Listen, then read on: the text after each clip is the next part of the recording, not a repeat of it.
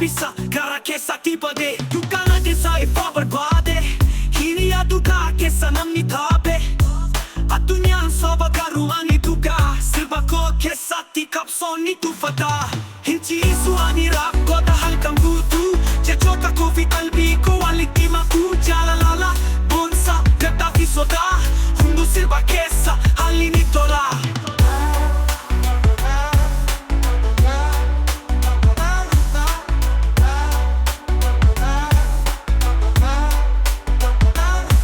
Jaalalli dhugaa akka barruu waggaa hin baadu yeroo hin gitaramu haka akkuma sirbi koo si yaadata halkan siin jedhe tokkoon gara